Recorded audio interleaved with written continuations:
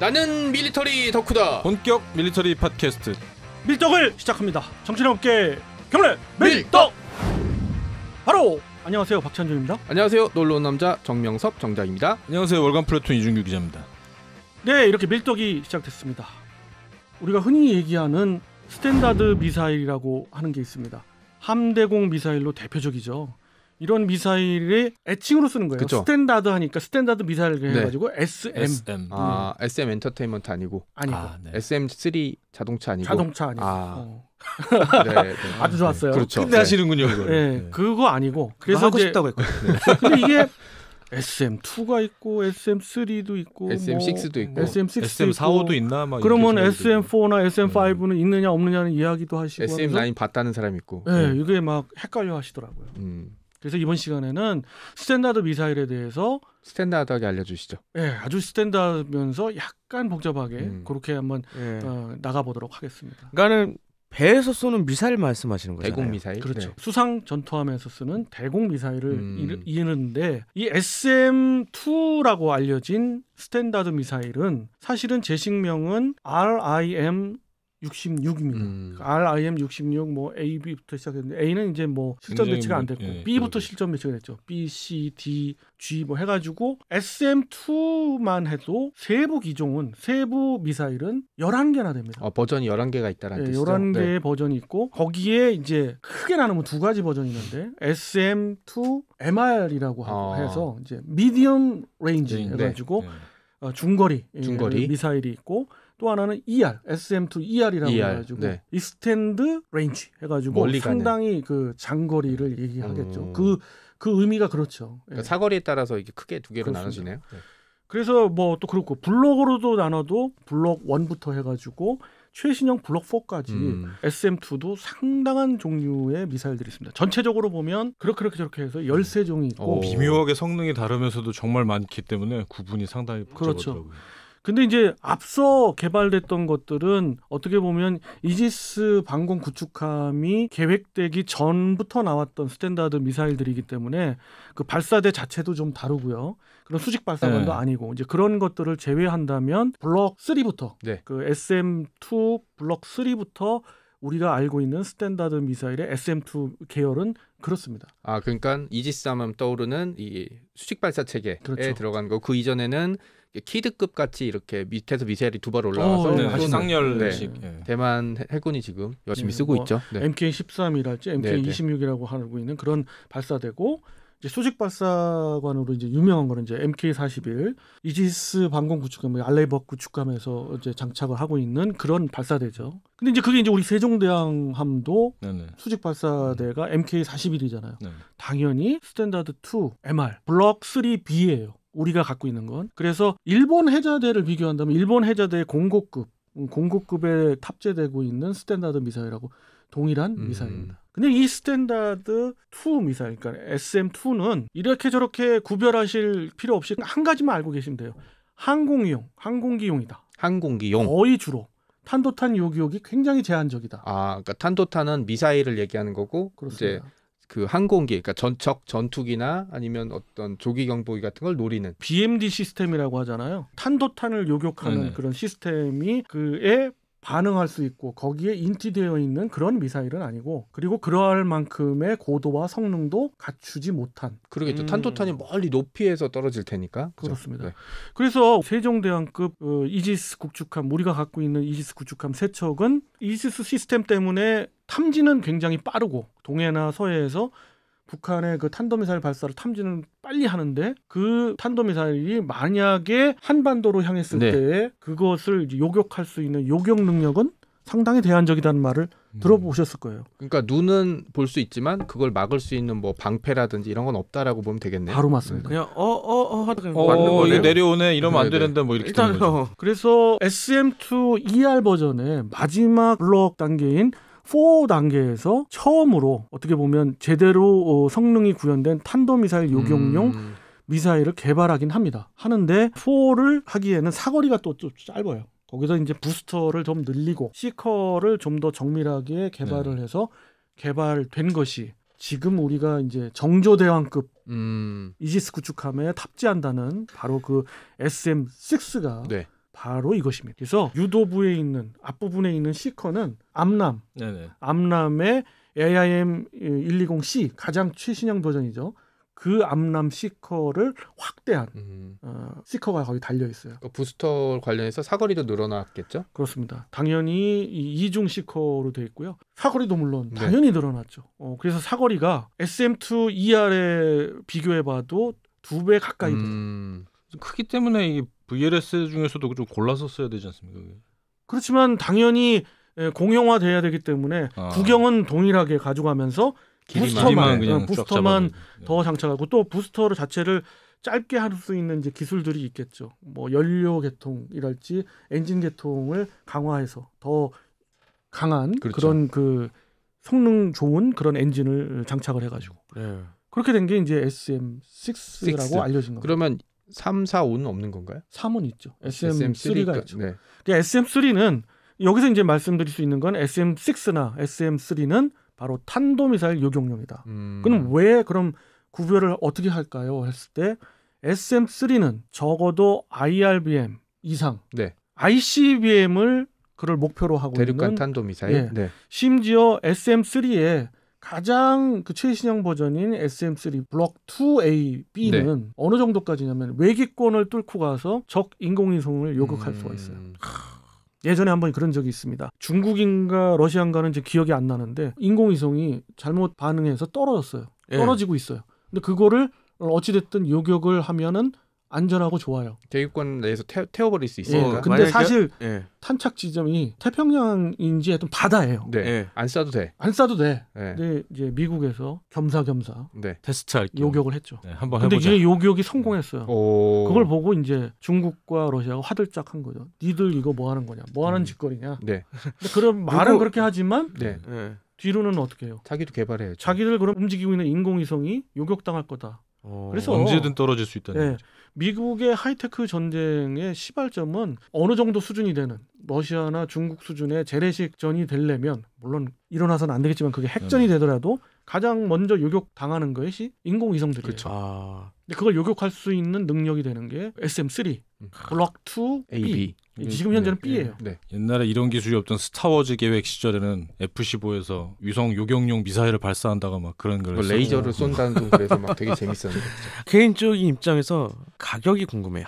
가격 상당한데 일단 그 SM6만 보면은 공표된 것으로는 이제 54억 이상이 되지 않을까. 한 발이에요? 그렇죠. 한 발당이죠. 야, 집이 몇 채야. 근데 그걸 유지보수한 그 금액까지 따지면 상당할 거고요. 일단 미사일 자체의 단가만 그래요. 당연하겠죠. 어떻게 보면. 그렇죠. 국내 개발은 어떻게 바로 이 진행되고 있나요? 부분이 이제 중요한 부분인데 우리가 수직 발사관에서 발사되는 그런 고고도의 미사일들 그리고 탄도미사일을 요격할 수 있는 미사일들을 우리 자체적으로 개발해 보자고 하는 그런 자신감이 든 것이 그냥 자신감이 든 것은 아닙니다. 러시아의 기술에 눈을 뜨고 거기서부터 우리의 기술이 계속 좀 더 발전이 되어 와가지고 지금 청궁 1, 청궁 2, 청궁 2까지는 어떻게 보면 제한적인 탄도미사일 요격이 가능하지만 이제 곧 2024년에 체계 개발까지 완료돼가지고 곧 실전 배치될 수 있는 지금 계획상으로 2024년 실전 배치되는 LSAM부터는 상당한 고도에서 물론 뭐 사드 수준까지는 안 갑니다. 사드 수준도 곧 개발을 지금 계획하고 있어요. 그것도 머지않아 2029년에 완료가 되는데 그건 LSAM2라고 해서 별도로 개발이 되고 있는데 알고는 있었는데 이제 공표를 하더라고요. 언론에. 그래서 제가 지금 말씀을 드리는데 LSAM2도 그 사업도 진행되고 있어요. 그럼 이런 거에 대한 해상 버전은 당연히 있을 수 있겠죠. 그러면은 SM6 수준의 미사일들이나 SM3의 블록 1 수준의 미사일들은 우리가 개발할 수도 있고 어떻게 보면 외기권을 벗어난 인공위성 요격까지도 우리는 노리고 있어요. 그걸 일단 지상 발사형만 더 먼 미래에 개발하려고 하고 있고 그거는 현재로서의 계획은 2035년에서 39년 사이로 그 장기 계획을 잡고 있는데 만약 계획대로 된다면 그 시대가 되면 우리도 적의 인공위성을 요격할 수 있는. 그건 지상 발사체에서도 할 수 있고 해상 발사 버전도 바로 이루어질 수가 있어요. 그러니까 지상 발사 버전이 어느 정도 개발이 되면 사실 해상 버전을 개발하는 건 뭐 무에서 유를 가는 건 아니니까 뭐 이렇게 엄청나게 많은 비용이나 시간을 들이는 건 아니겠죠? 그렇습니다.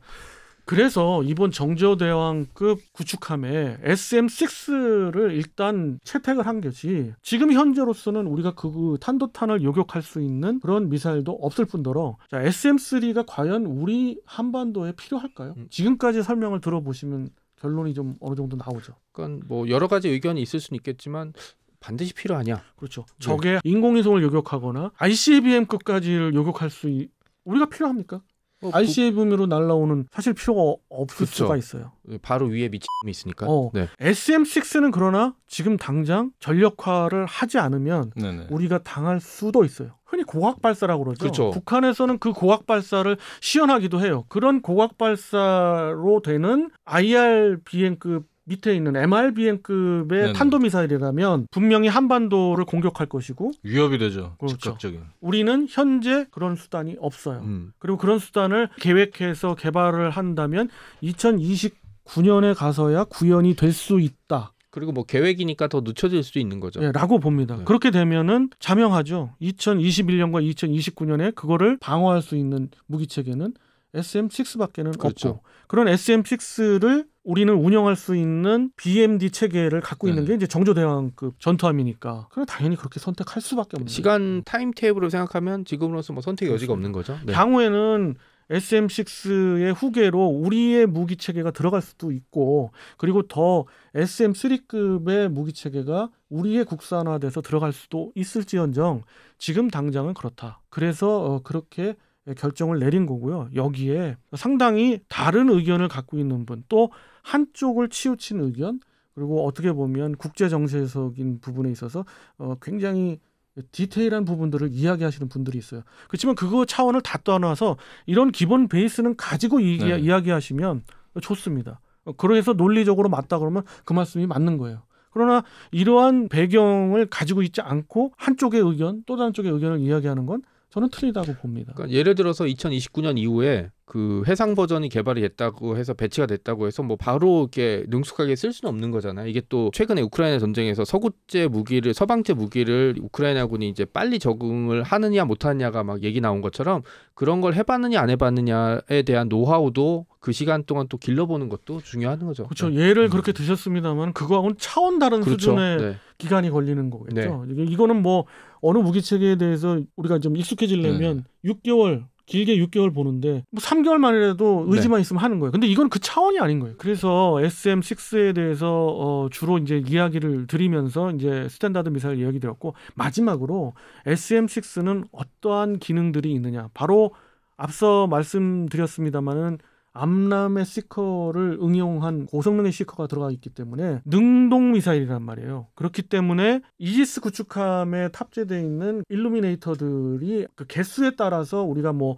동시 대응 능력이 있고 없고 몇 개가 있고 이러지만 근데 그게 의미가 없어지는 거예요. SM6는 왜? 자기 자신이 유도를 해. 자기 자신이 찾아가. 상대방을 암담하게 만드네요. 그렇죠.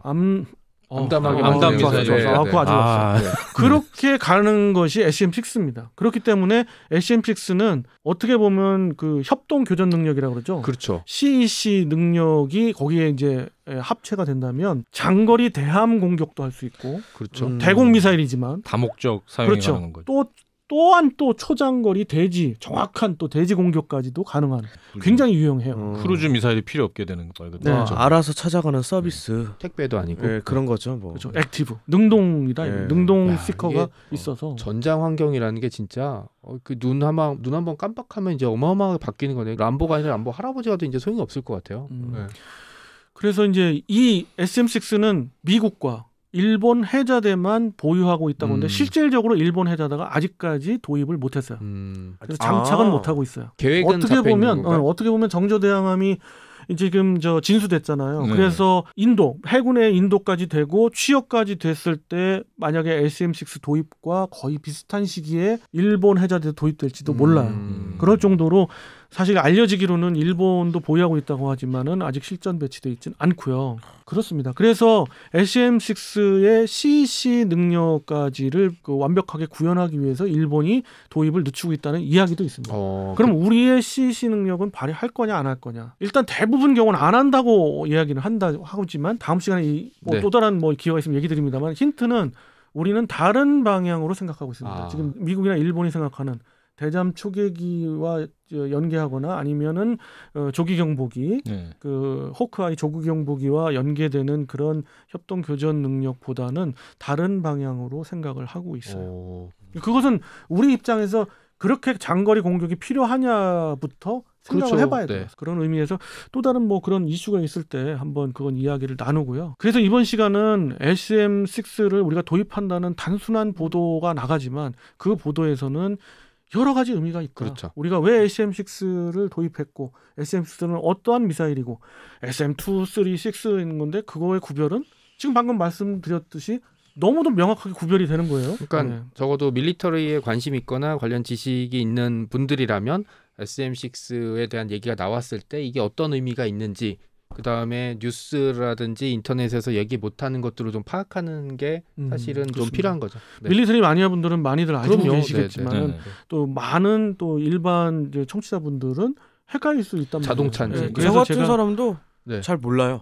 이렇게 얘기를 들어야지. 네. 아 그렇구나 알지. 저도 이제 자료를 찾아보는데 이게 활자로 보는 거랑 그다음에 네. 박 의원님이 이렇게 낭낭한 목소리로 얘기해 주시는 거랑 좀 차이가 많이 나죠. 그쵸. 네네. 그렇습니다. 이런 그래서 말씀을 많이 들으면은 말 그대로 인사이트가 생기고 그렇죠. 예. 네. 안개가 걷힙니다. 한쪽의 의견들 너무 나간 의견들이 배경이 이렇다면 이게 어떤 이야기일까가 뭐 각자의 그렇죠. 의견이 다르시겠지만 그려질 거예요. 맞습니다. 예, 그런 의미도 좀 도와드리고 싶어서 좀 더 자세히 말씀을 드렸습니다. 다음 시간에 네. 또 다른 주제 갖고 여러분 찾아뵐 것을 약속드리면서 이번 시간 마치도록 하겠습니다. 청취자 여러분께 경례 밀떡!